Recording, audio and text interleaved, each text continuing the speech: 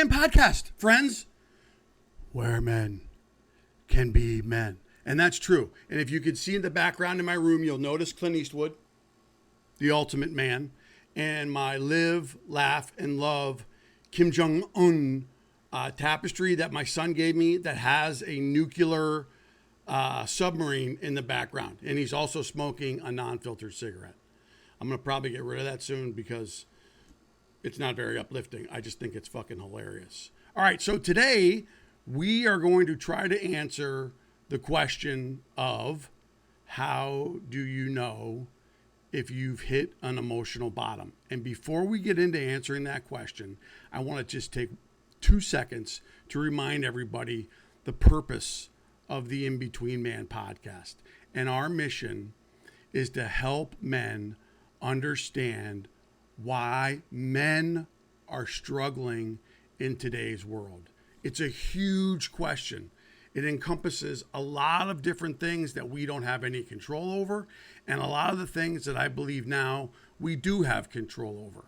And in this case, with today's podcast, I wanted to provide to my audience an example of DJ Shipley talking about emotional trauma and how he worked through it. But before I get into that, I also want everybody to understand that, you know, someone like DJ, someone else who's a DevGru retired Navy SEAL, also has to endure, along with all of our military, explosive concussive blasts, okay? Breacher charges, half a pound of C4, grenades going off, okay? RPGs being fired into the air. These are all assets that create a concussive blast, okay? And when you're around objects like this and dealing with the realities of warfare, okay, you're going to be experiencing trauma that most people who aren't in the military aren't going to understand. And I think the best way to understand how these types of military assets impact people is if you've ever played football, if you've ever played basketball, if you've ever played any sport, but football is the best one, and you've gotten your dinger rang to the point where, you're concussed and you kind of don't know where you are, right? Like that is traumatic brain injury. That's TBI. Okay. It happens to NFL players and it happens to people in the military. And it's another thing that they have to consider while they go through the trauma of being in the military. Okay. Applying first aid to your best friend who's just had both his legs blown off from an IED, okay? Getting shot in the arm and it's dangling there and you need to put a tourniquet on, and if you don't, you die, okay? Killing people who are trying to kill you first, right? These are major mental, emotional dynamics that the everyday person doesn't have to struggle through, okay? And I want to point that out because I believe that DJ is showing us all within these clips what must be done when we become ready and willing to admit that we have reached a bottom that we can no longer sustain and pretend that we're emotionally okay. And how do you know if you've reached a bottom? Well, I would say to you wholeheartedly that you're the only one who can determine that. I can't give you a definitive answer. It's more of an accepting thing. It's more of accepting that whatever trauma you believe that you're working through needs to be shared. And most men do not do this well at all. So I think what we're going to do is, this was an interview that went on for 4.5 hours with Shawn Ryan. I've taken the last 30 minutes of this interview and I have cut it up into 12 different segments that I believe will help you understand how at least DJ got to the emotional bottom that he was in and what he needed to do in order to get better. And maybe what he didn't and couldn't do in order to get better. So this will be a practical example of that exercise. And I haven't found anything else on the internet that is explained in this level of detail that DJ provides. So my motives for putting this out there is not to relive emotional trauma that DJ is going to share, right? That's not my motive. My motive is to provide an example, one example of how someone did it. And in my opinion, DJ is a perfect role model for that because he is able to articulate and talk about things in a way that this, middle school mind can identify with. Okay. And last but not least, how am I qualified? How do I consider myself qualified to create these 12 different edits? Well, the reality is that I do have a psychology degree, but I'm also an active member in a 12-step program and have been sober for over 31 years. And all that means is, so that you know, is that I am still capable and feel compelled to still want to help people who want to get sober. And in the course of helping people, you have to recognize when you're getting slung a load of horse shit and when somebody needs to hear the truth. And in my experience, I spent a significant portion of my sobriety being told about what I was accountable for. And I hated every single second of it. There was nothing about it that I liked. I was constantly being held accountable for my actions.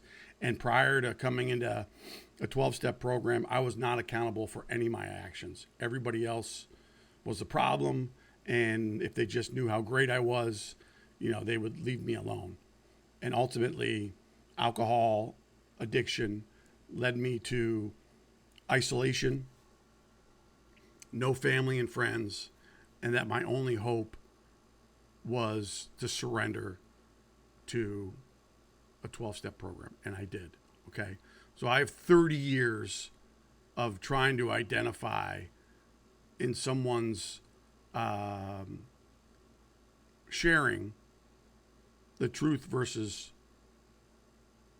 bullshit. And so that qualifies me. Whether you agree with it or not, I don't really care. You don't have to agree with it. You don't have to watch the video. Okay? But that's the intro to this In-Between-Man podcast. So let's get into the first clip. The first clip is going to start off with DJ saying, I was going to kill myself. And what you don't have context in is that prior to this comment, he had been electrocuted. He had endured going back into active duty, was taking a whole host of prescription medication just so that he could feel normal, painkillers, things of that nature. And he was able to show his leadership that he was capable of doing his job. But the flip side of that coin was he was broken, right? For many reasons. So that's the first clip. Let's get into it. And then I'll jump back in here. I couldn't. I was going to fucking kill myself. I was back on pain pills. I couldn't do it anymore. I had all my stuff from before. I was back on Tramadol, back on Percocet from the electrocution. And I went back on status quo. I was like, well, I don't do anything half-assed. I'm going to do it. I'm going the whole way. And basically everything I did before, I just kept doing again. I just subbed out the teams for businesses and affairs, and I went. So this is basically DJ saying, I am going to keep doing what I've always done that hasn't been working. I'm going to get back on the pain pills. I'm going to get back into this grind, and I'm going to grind this shit out. I don't do it half-ass. I run full speed ahead. And, the typical kind of man language, like I am going to grind through what I need to do in order to show you how tough I am. And, there's a certain length of time that works for, okay? But after a while, it doesn't work anymore. And no one can sustain the amount of prescription medication that he was taking. I mean, he was basically, really at the end of the day, just a ghost of himself that was unable to function, but showed everybody that he looked like he could. And he performed, which is, credit to him. Like, Jesus, I can't even freaking imagine. And so if you want to get more context on this specific clip number 1, go back. I'll include the link to this interview into the description and listen to the last 30 minutes of DJ's show. Okay. So the next clip number 2, is we get introduced to Patsy. And Patsy is DJ's wife. And I'll provide more information on her in just a second. But what she's done, because she sees DJ on a daily basis, or even on, his trips when he comes back home before he goes on another deployment, is that life is not very good, right? DJ is a mess. And she loves him, and she's concerned about him. And so she reaches out to some of her SEAL team friends' wives and asks for help. All right, so let's get into that one. What came into contact? Well, I mean, I know you guys knew each other before, but Patsy made a call to Amber Capone. What? So we heard about it. We heard what Marcus and Amber were doing, and what was the final straw? I mean, it sounded like it was like the last call of desperation there. So Marcus and Amber did, I guess you'd call it a commercial. It was kind of like their story, and we knew their story. Like, we known them the entire time, so we knew everything they'd been through. I mean, broad brush, we knew. And they made this trailer, I guess. And I was gone on a trip, and she sent it to me. And I was laying in bed at a fucking Marriott, and I watched that thing, and I bawled my eyes out uncontrollably. Because I knew how bad I had taken. I knew how far I had went, and I didn't know how to fix it. I didn't think it was able to be fixed. I didn't. And she sent it to me, and she went, "If you love me, you'll go." Little backstory on Patsy, who's DJ's wife. She, if you've heard of Marcus Luttrell, which I'm sure you have, Operation Red Wing, Patsy was married to Danny Dietz, who was the communications SEAL with Axelrod, Marcus Luttrell, and Murphy. And he died, of course, right? So she has now gone through that trauma, which I can't even imagine, and she is remarried DJ. All right, so she's reaching out to Amber and Marcus Capone for help. Now, what I'm going to do here is, I think I have the commercial or the trailer that Amber and Marcus put together to promote psychedelic research. Okay, so these two, Amber and Marcus, have created a non-for-profit called V.E.T.S. And what they've learned through being in the teams and even, other military organizations that have endured, that have operators that have endured massive concussive blasts, that this psychedelic research can really be a massive game changer for helping our veterans go through the traumas of not only war and everything that encompasses with that, but even personal dynamics, right? Like the average person, you and I, we may have some demons in the closet from childhood or whatever it happens to be, that's all inclusive. But these guys have traumatic brain injuries, concussions, dead spots in their brain where they just aren't remembering shit. And it's absolutely much more difficult to understand how they're working through from retiring from the military and going into the civilian life.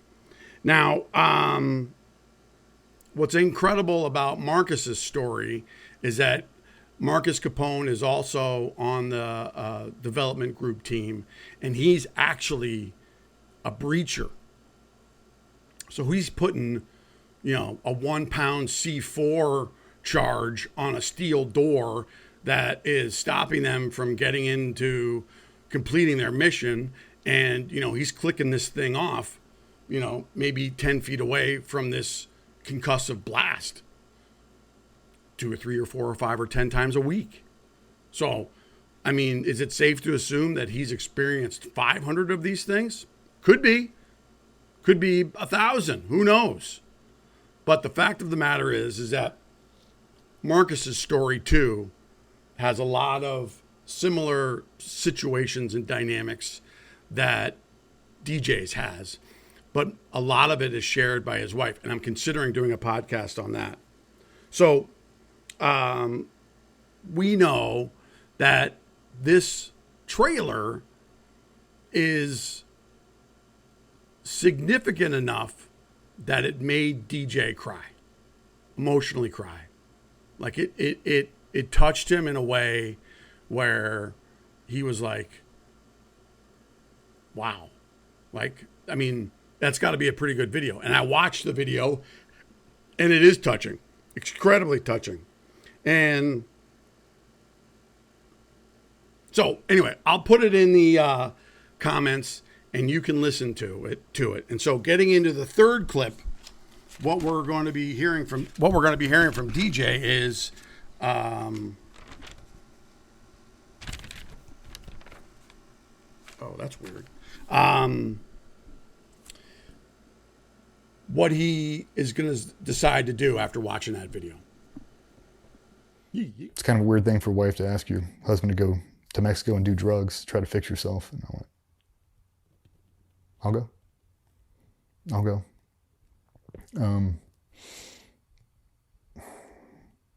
It didn't matter though. I wasn't hopeful.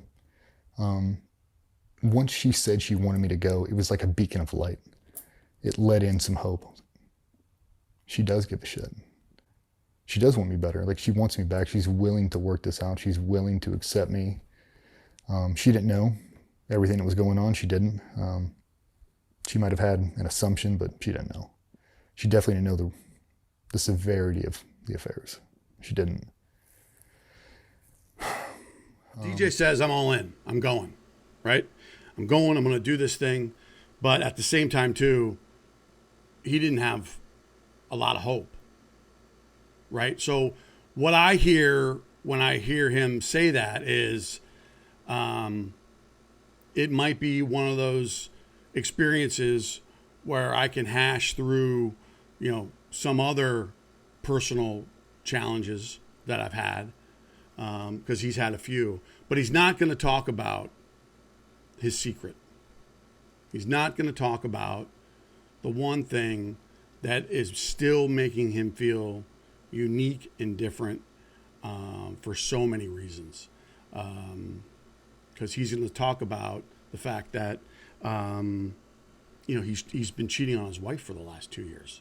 So now Patsy is reaching out and say, whatever you got going on, because she doesn't know that he's cheating on her, go take care of it.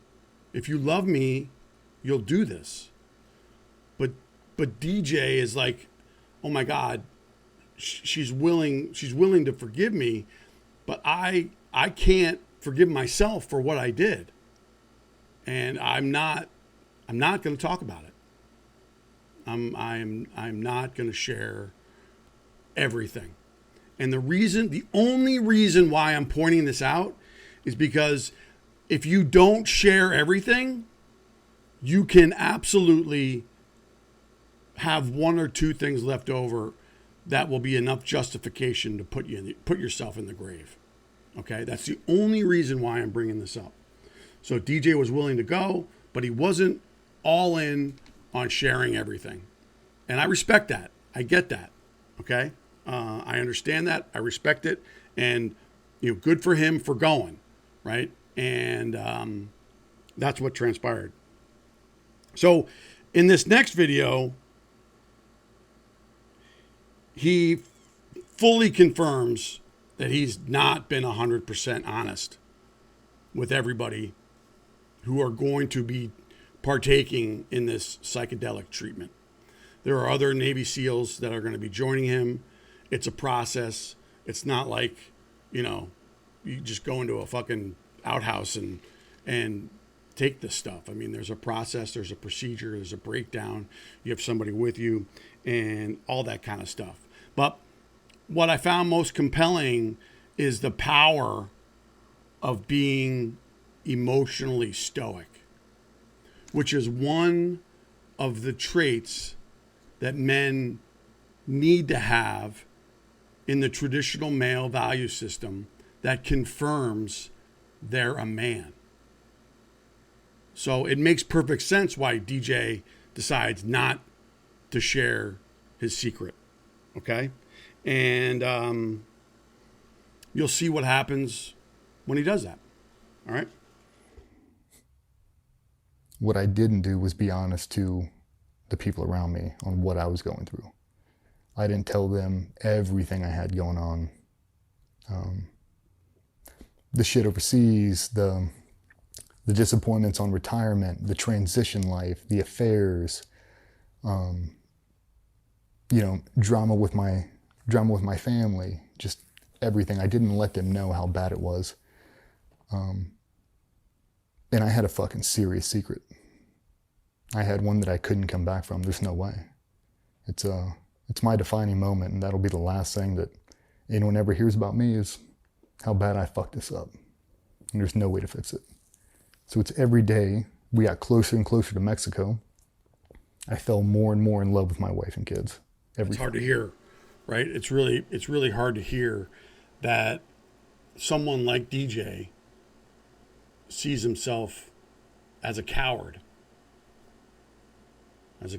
Because he knows even through all of the benefits that this medicine has provided to him, and even working through the trauma of doing what he did with his wife, he has made the decision that he's not gonna share it with anybody, right?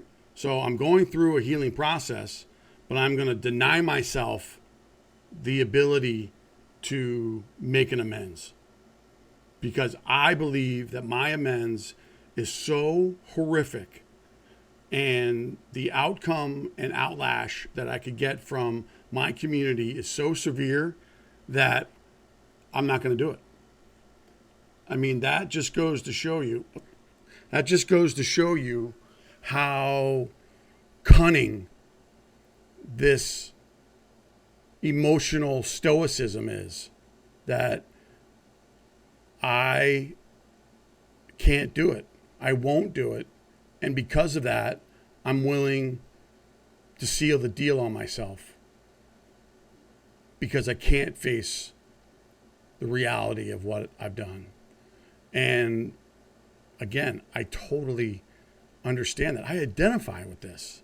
I identify with this in so many ways because of what we tell ourselves before we make the decision to actually say we're going to get it all out, no matter how bad it is. Okay? And some people, in this case with DJ, will not share this information, no matter what. And that's a hard place to be. That's a lot of stuffing and a lot of denial and the hurt that he is causing himself, which he may not really know, is unimaginable, right? It's unimaginable. It's the perfect setup, right? It's the perfect setup to confirm how much I hate myself. I'm willing to do the work. My wife asked me to go. I am such an absolute asshole for what I've done. I'm not going to admit it, right? We've painted myself into a corner, and this is confirmation of how bad I am. It's tragic, man. It's fucking tragic. And this is what men do. I mean, can anybody else identify with that? I know I can. Like, I don't deserve to be forgiven. I have earned the right, based on what I've done to another human being, to not be forgiven. Right? That's where we go. And I'm sticking to it. And that's what this clip is. All right? So we're going to get into clip number 7 right now. Get the fuck out. We link up with Marcus and Amber, and we fly out there. And we put in some serious fucking work, man. That medicine, that entire experience is nothing on this universe. It can't be quantified. You can't do an experience and pass it off and tell somebody your story, and it sounds too bizarre. It just does. Divine intervention and everything else. You believe in aliens after that shit. Like, it doesn't make sense. The word cosmic comes up a lot when people do it. Like, you feel like you're one with the universe. It's weird. You become interconnected to everything, and you understand everything you've ever done. And it is at the forefront of your mind when you wake up the next day. So we're on the plane to Mexico, and DJ shares with you his experience taking some of these psychedelics. And I'll be honest with you, it sounds incredible and absolutely terrifying at the same time, right? Like, being connected to the entire universe. Like, okay. And at the end of the day, I think that there's something to be said about this type of surgery, this type of medication or process or therapy, because these military guys have dynamics that most people in the real world aren't ever confronted with, right? Like, so if it's going to help them get to the point where they need to get to, then let them get there. And I just love how he breaks it all down and how he connects it. It sounds like it was incredibly spiritual, if that's the right word you want to use. And yeah. All right. So let's get into the next one. 6. And I knew it was all for nothing. I knew it didn't matter. There was no going home for me. Just the thoughts that go through your mind when you know you fucked up so bad, you can't come back from it. What do you say? Like, how do you enjoy that experience? How do you process the information knowing you'll never get to share it with another human being? Because at the end of this road, I got to fucking kill myself. And that's what it was. That's a hard thing to wrap your head around. Like, I'm so selfish. I'm such a fucking coward that instead of face the music, this is what's going to happen. It's hard to hear, right? It's really hard to hear that someone like DJ sees himself as a coward. Because he knows, even through all of the benefits that this medicine has provided to him, and even working through the trauma of, doing what he did with his wife, he has made the decision that he's not gonna share it with anybody, right?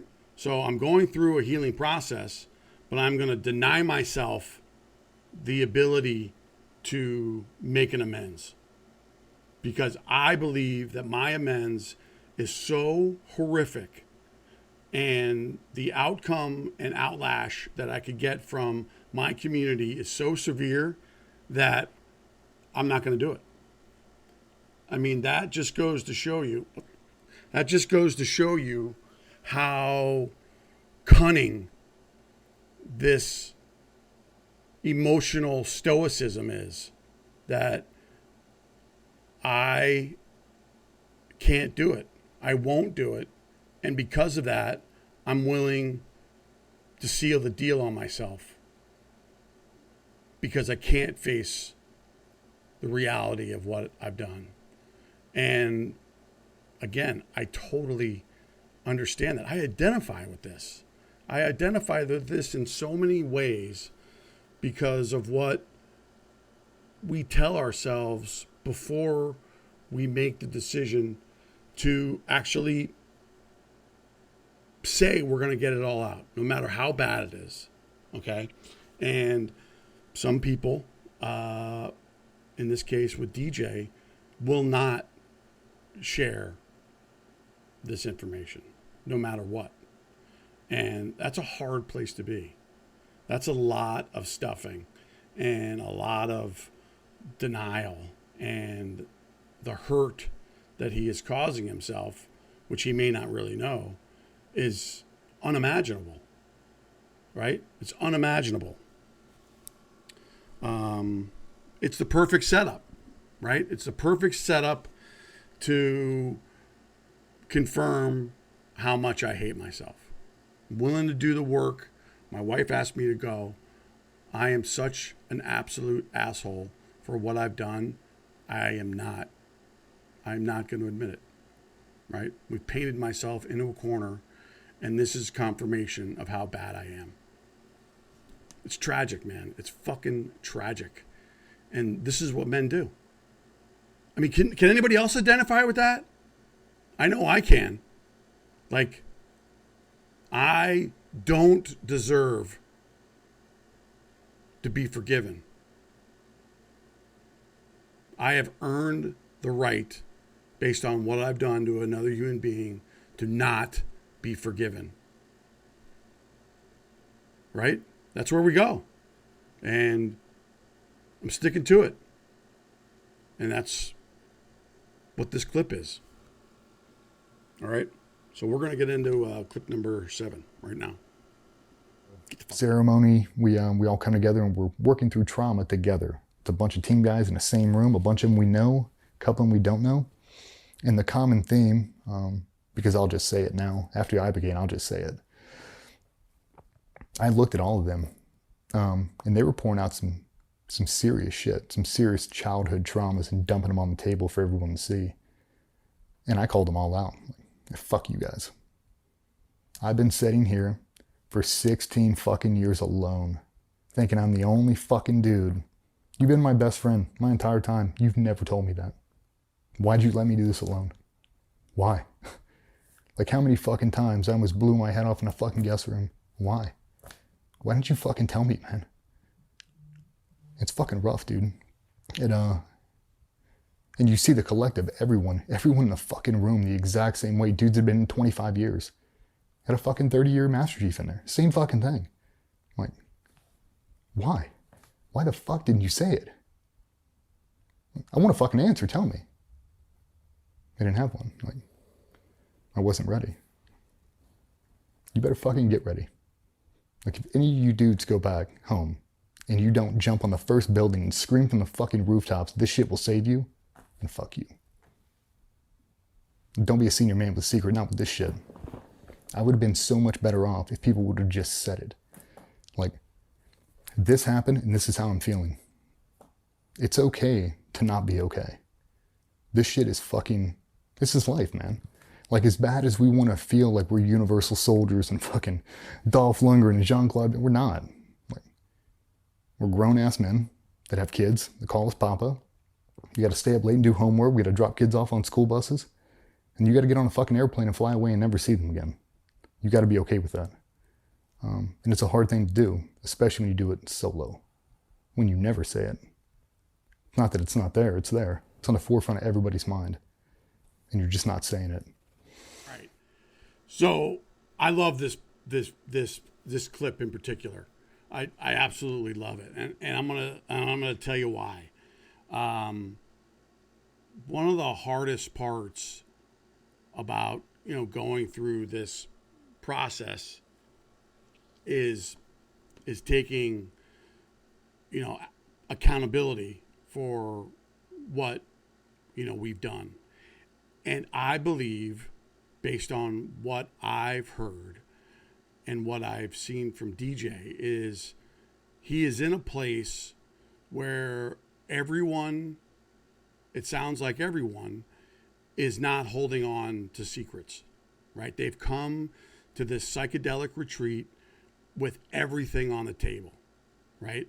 And DJ's the only one, maybe, in this case, let's just say he's the only one who is holding on to a secret. So he's not dumping everything on the table, or at least the one thing that is killing him the most out on the table. And as he's going through these, conversations and talks with other people who have experienced this drug, he gets fucking mad. He gets mad at the fact that his brothers in arms, right? The people that he's been best friends with, the people that he's, that he's been with where they've killed people. They've done incredible acts of war stuff together. Like, how in the fuck can you not tell me that you have gone through this? Do you know how much easier my life would be if you had told me this? Do you know if you just told me, I wouldn't have felt alone for 16 years and by myself, right? So if you just did something differently, my life would be so much better. And that's what I think he's mad about. I think he's mad about the fact that he has a secret and no one else does, and everybody else is putting it out on the table. And he's like, what the fuck, dude? This shit's bad. It's as bad as what we're talking about and what I know to be true, but I'm not willing to share. So fuck you, right? Like, that's a legitimate response, I think, for someone who is struggling with getting this secret out. And I respect it. I get it. It's hard when you're in the state of the mind that DJ's in to be open to accepting the fact that you're actually doing what needs to be done here to purge everything. And that's not where DJ is, right? So you can hear his frustration, like, you better get on the fucking mountaintop and let everybody know just how great this is and how amazing it is for you, because fuck you if you don't. Like, okay, I get it. I totally get it, right? If you had just done this, I would have been so much better. But the reality is, just like the topic of this fucking podcast, how do you know when you're ready? How do you know when you've hit a bottom? People only know when they've hit a bottom when they usually go out and do this type of stuff. So they're holding on to garbage for a really long time. And what's different than what DJ did in this opportunity is get it all out. And rightfully so, he's angry. And I get that. And 100% understand it. And no judgment. Just saying, I totally get it. All right, let's go to the next one. So we had a beautiful DMT. We sent up a couple guys, and they were saving me last. I think maybe they thought I was going to have a conniption. Because everybody knew I was really working through some shit, and they just didn't know how bad it was. And I laid back. We smoked the 5, laid back, and I've never cried like that in my whole fucking life. Every ounce of pain I have caused my wife, I've caused my kids, and anyone else, I felt right then. And I did it over and over. I was chasing the release. All this negative shit had filled up, and it was coming out of my mouth, and I couldn't stop it. I needed to purge all of this hate that I had inside me, and it was really just hatred for myself.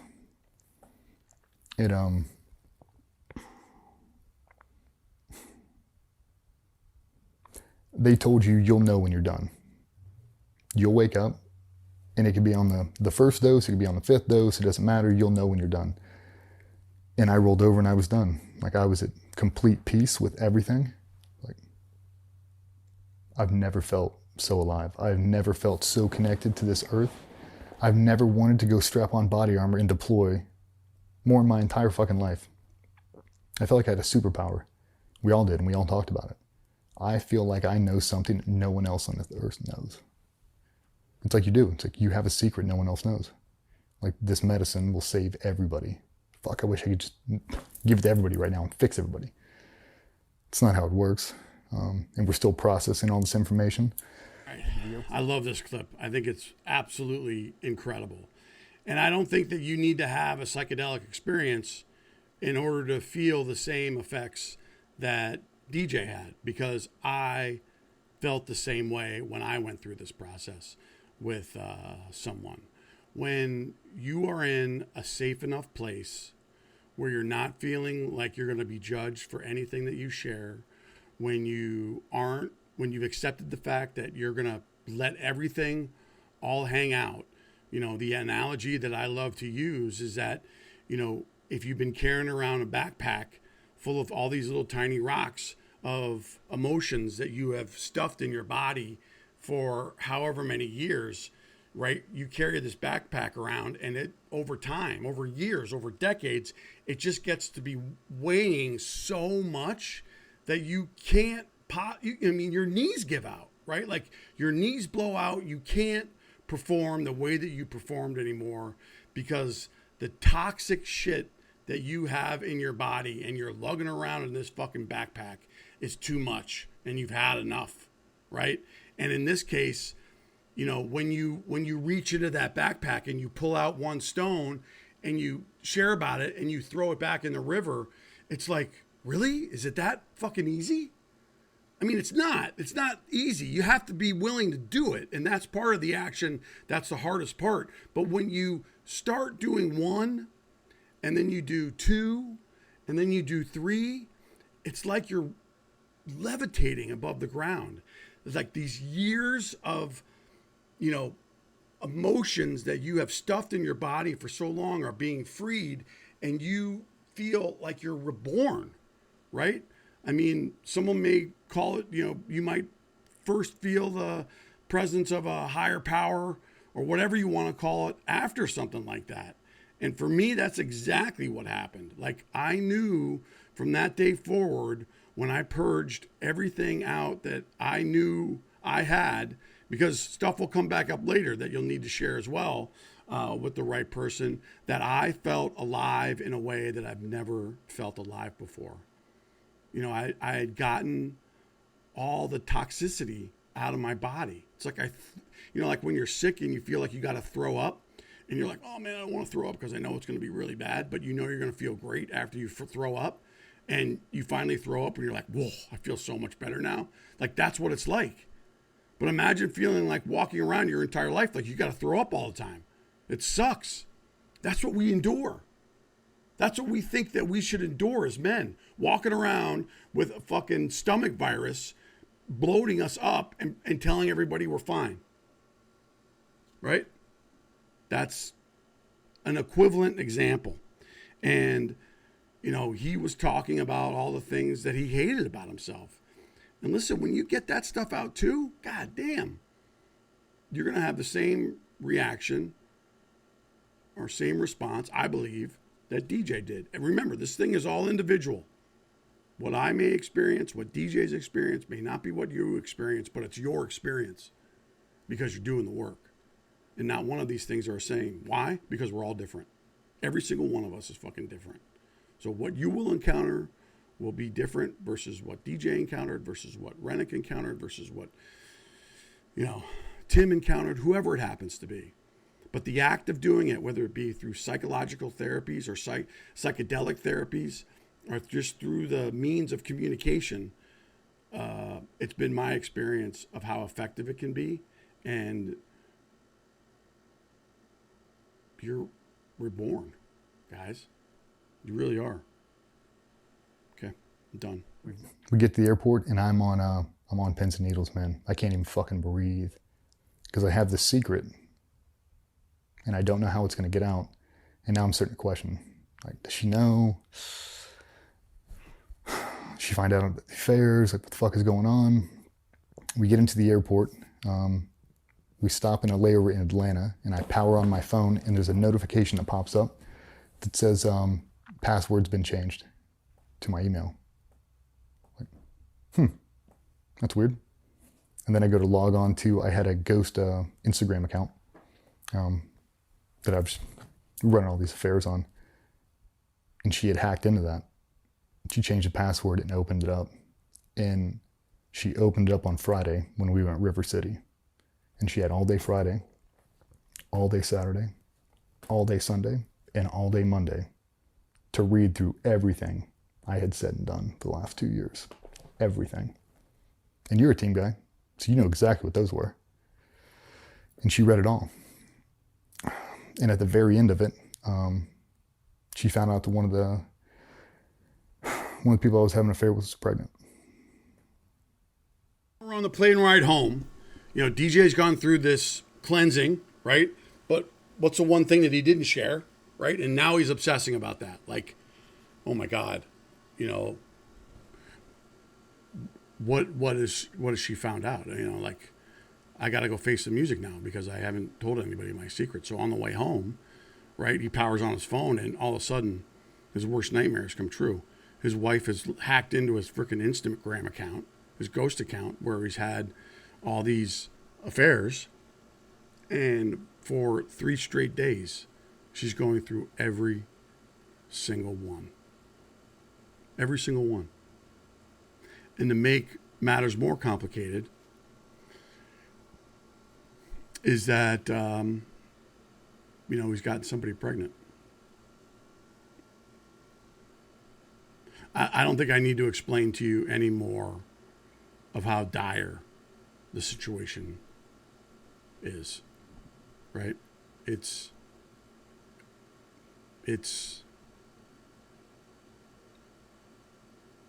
I don't have any words. Based on what I've told you already, you can draw your own conclusion, but this is DJ's worst nightmare coming to fruition. And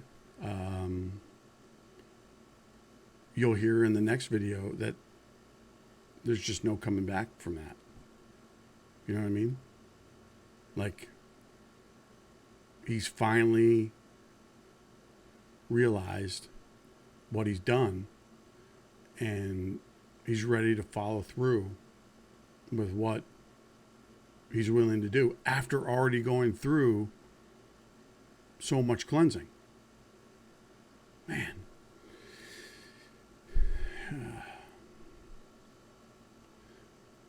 Anyway, let's go to I think I'll simply say that DJ has finally shown the world, his wife and everybody else around him, how much he actually hates himself. And dude, I'm speechless. I don't know what to say. What I will say is I commend him for sharing it. And I love him for sharing it. And I love him for being willing to share it. Because his story is heartbreaking and real. And just like he said, I'm no different than anyone else. I put my legs on the same leg way that you do. We got kids. We got all those things. Like, but this is where we go. All right? Take a big breath and I walk upstairs in my office and every fucking thing I owned is in cardboard boxes sitting in my office. Everything. And there was just printouts of all these text messages that I had been sending out. Screenshots of pictures and all kinds of shit. There's everything in there. And I knew. That's it. You're no coming back from that one. There's no coming back from that one. It's heavy, man. And I saw the other wives give everybody a hug. And if DJ's secret has come out, and you know he comes home and everything he owns is in a box, right? Like he was prepared to get what he thought he deserved for the way that he was treating his wife, and he feels justified now. Well, maybe I shouldn't say that. It's confirmation of just how bad he feels about himself, right? It's right in front of him. You can't miss it. Nobody can miss it. It's right there for everybody to see. And he hates himself. He absolutely hates himself. And as he has said in other videos, you can't come back from it. So DJ has made up his mind on what he's going to do. And in this clip, part of what you missed is all the wives and the husbands who went on this retreat get together, and Patsy doesn't show up. She's the only wife who's not there. And she's not returning his phone calls. She's not responding to any text messages. She is ghosting him. She cannot fathom to communicate with DJ. That's how much pain she's in. And DJ knows it. And he's ashamed. He's broken up. And you'll hear what happens next. What I'll also say, too, is, and this could be a controversial statement, but I believe it to be true, is that stories like this one, I do believe are divinely inspired. I'll just leave it at that. I do believe. I do. Kissed him on the cheek, told him I loved him, and said I'd call him in a little bit. And I had no intention of calling him in a little bit. I jumped in my truck and I drove straight out to Sandbridge, right out by the ocean. And I backed my truck up right next to the command gate, and I sat there in my truck and I contemplated everything I had done my entire fucking life, from the fallout with my parents to the, having kids and the affairs and everything in between, actions overseas, everything I'd ever done. It was so crystal clear. It was like I had superhuman memory for the first time. I remembered everything, but it wasn't anything positive. It was just all the terrible shit I had done. And it was at the forefront of my mind, and I didn't have the courage to call Patsy. I didn't. Thinking about making that phone call and her not answering, but her just dismissing me, I couldn't do it. All I wanted to do was see my kids. That was it. Just let me see my two girls. Just give me one fucking glimpse of them, and I'll be out of your hair. Just let me say goodbye to them. And I'm parked over there, and she called me out of the fucking blue. Just called me, and she was tracking me. The call had actually followed me, so he knew where I was going. She tracked my location, knew exactly what I was going to do, and she called me. And she's like, "Hey, I need to see you. I need to see you fucking face to face right now." I said, "Okay." Had you made your mind up how you were going to do it? Yep. I shoot myself right in the front seat of that truck. Made a video for the kids, whole thing. Selfie video, that's it. Fuck, man. So she found you. She fucking drove up, parked right next to me. She got out of that car like she had 1,000 times, and I was sitting on the tailgate, and she walked over to me. I was sitting on the tailgate, and she walked right in between my legs and pulled my glasses off my fucking face. And she cried. I've never seen a woman cry like that. Fuck. Bawled her fucking eyes out. So did I. I mean, one of those uncontrollable ones with shit just coming out of your face. And I was trying to tell her how sorry I was, how much I regretted everything, and she looked at me right in the fucking eyes, and she knew that I was back. It's the weirdest thing, you can't explain it. But she looked at me, and my eyes were clear for the first time. I was off all pain meds. When I woke up from Ibogaine, never had another painkiller. No Cymbalta, no Adderall, no Copenhagen, no nothing. No affairs, nothing. Since then, But she saw it. She saw that I was completely sober for the first time ever.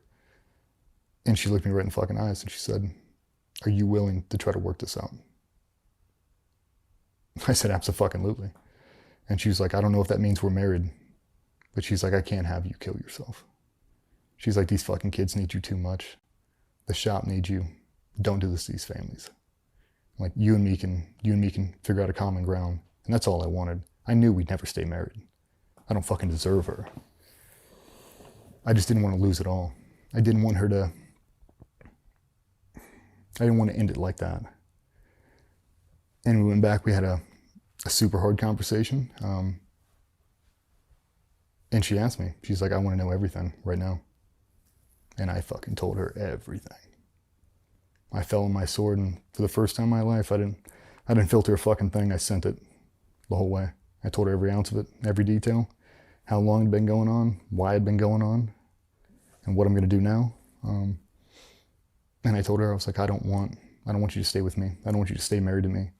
I want the opportunity to make it up to you. Just give me one fucking chance to prove to you every day that I'm fucking sorry. Like, I don't need to be forgiven. Just give me the opportunity to make it okay. And every day I wake up with that on the forefront of my mind. Like, I'm going to show you today how committed I am. I'll show you today how far I'm willing to go for the family. And that's the goal every day. And ever since that fucking day, since I landed in Virginia Beach, we have never been better. So in your darkest hour, when you are moments away, when you've just finished filming a video of your final goodbye to your two daughters, right? And you've put it down on the seat in front of you. You are now ready to take the final step. You get a phone call from the one person who you were too afraid to call. And they say this to you. Are you willing to work this out?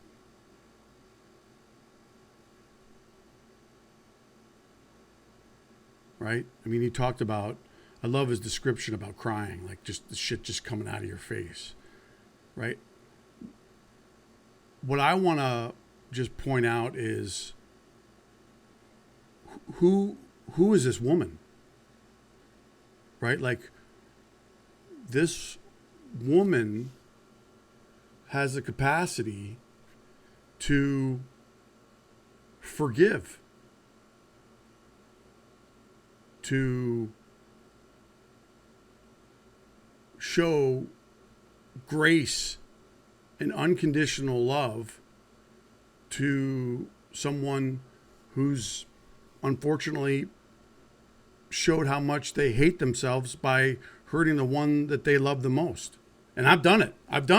Okay? I'm not judging. This is not a fucking judgment zone. I get it. Sometimes that's the only way that we know how to act out, is I'll show you, I'll hurt myself. And it can be done in those types of ways. But like, do you remember what I said about divinely inspired? Like, right before it happens, right after the selfie message to your daughter, to your daughters, to, I'm not going to share the secret and I'm going to follow through with how much I hate myself, to, I can't have you kill yourself. Our kids and the members of our team, your business, need you too much. That's what someone says to you. Huh? Who does that kind of stuff today? I don't know of a lot of people. I would say 99.5% of the people in the world who this has happened to would gladly say, fucking go ahead. Kill yourself. You know, you deserve it. Not this woman. Not this frickin' angel.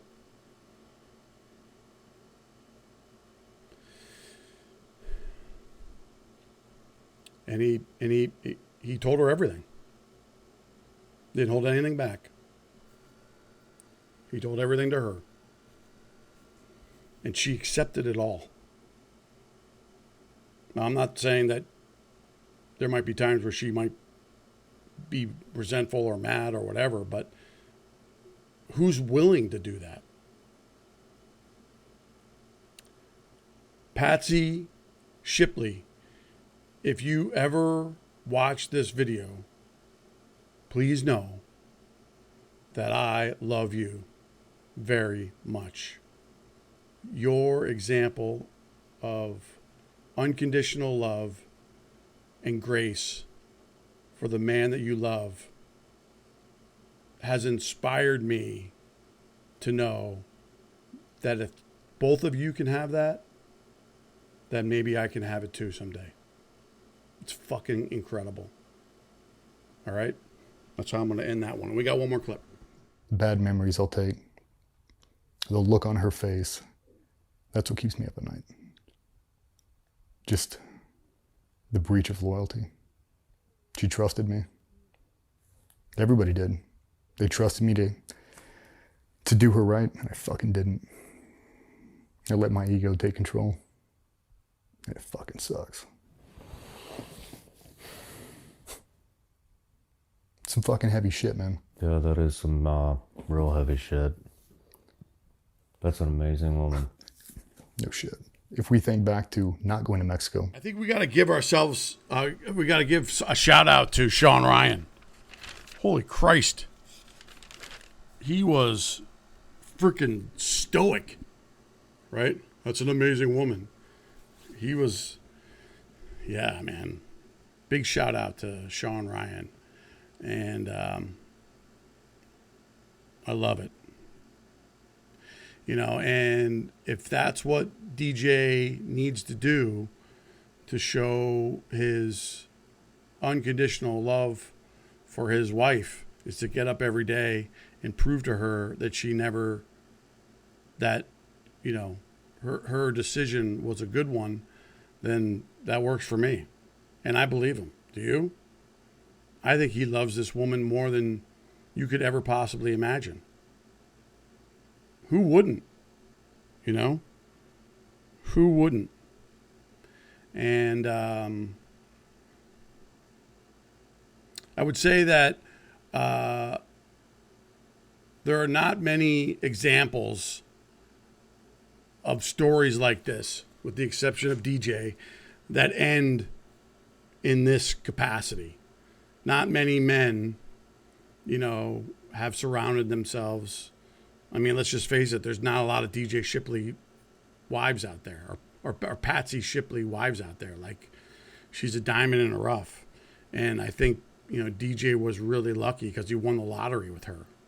I mean, like, holy cow, are you kidding me? And, you know, in closing,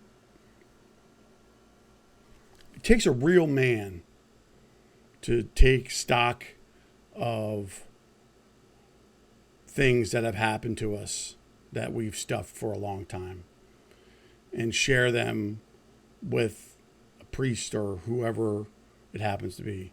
That's what a real man does.